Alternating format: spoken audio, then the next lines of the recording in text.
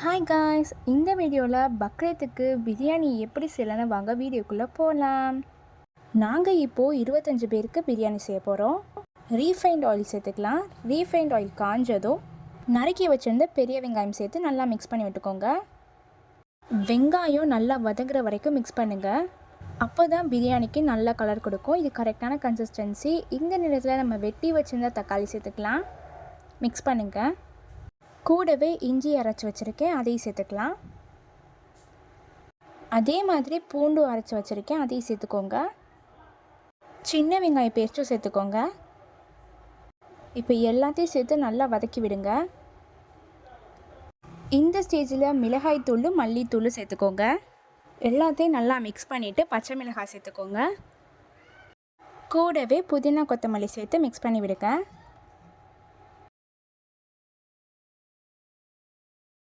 ஏற்கனவே க்ளீன் பண்ணி வச்சுருந்த மட்டன் சேர்த்துக்கோங்க. கொஞ்சம் கொஞ்சமாக சேர்த்துக்கோங்க.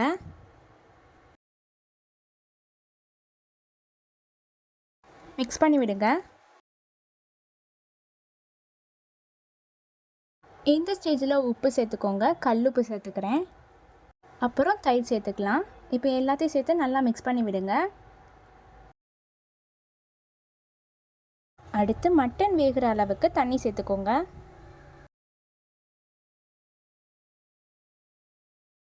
நல்லா மிக்ஸ் பண்ணி விடுங்க.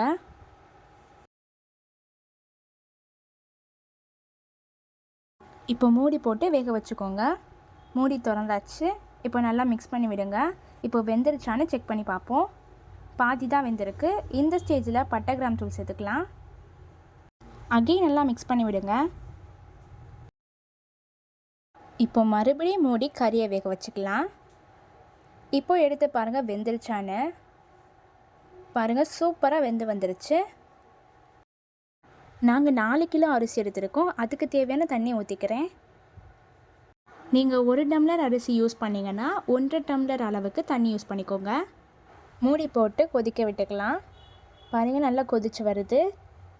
இப்போது இதில் ஊற வச்ச அரிசி சேர்த்துக்கோங்க.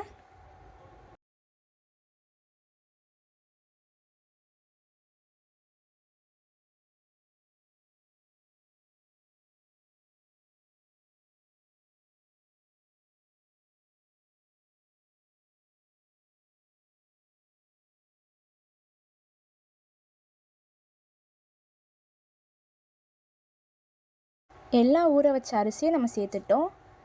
இப்போ நல்லா கிளறி விடுங்க.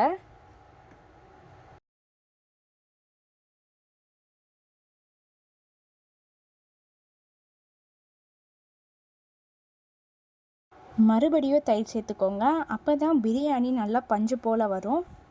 அது மட்டும் இல்லாமல் டேஸ்ட்டும் அள்ளி தரும். நல்லா மிக்ஸ் பண்ணி விடுங்க. தண்ணிலாம் குறைஞ்சிருச்சு பாருங்கள். இப்போது லெமன் ஜூஸ் ஆட் பண்ணிக்கலாம். நல்லா மறுபடியும் கிளறி விடுங்க. இப்போ மூடி போட்டு அரிசியை நல்லா வேக வச்சுக்கோங்க. மூடி எடுத்ததும் நல்லா கிண்டி விடுங்க. பாருங்கள், கொஞ்சம் கொஞ்சமாக பிரியாணி ரெடி ஆகிட்டே வருது. கிளறி விடுங்க.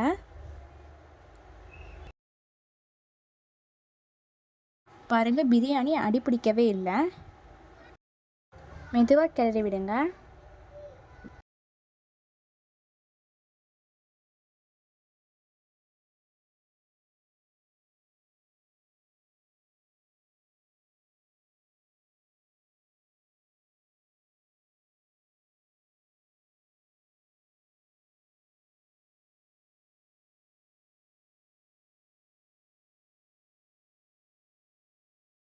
இப்போ நம்ம நெய் ஊற்றிக்கலாம்.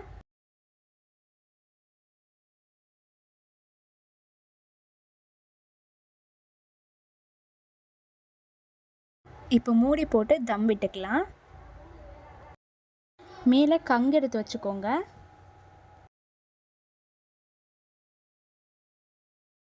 ஒரு அரை மணி நேரம் தம் விட்டுக்கலாம். அரை மணி நேரம் ஆயிடுச்சு. இப்போ தம் எடுத்து விட்டுக்கலாம். பாருங்கள், பிரியாணி சூப்பராக எம்மியாக ரெடி ஆகிடுச்சு. இப்போ உடச்சி விட்டுக்கோங்க. எவ்வளோ சூப்பராக இருக்குன்னு பாருங்களேன். பார்க்கவே டெம்ப்ட் ஆகுது ரொம்ப. இந்த மாதிரியே ட்ரை பண்ணி பாருங்கள், ரொம்ப எம்மியாக வரும். இந்த பக்ரீத்துக்கு ட்ரை பண்ணிட்டு எப்படி இருந்துச்சுன்னு கமெண்ட் பண்ணுங்கள். இந்த மாதிரி நிறையா வீடியோஸ் பார்க்க நம்ம சேனலை சப்ஸ்கிரைப் பண்ணிக்கோங்க. அவ்வளோதான், பாய்.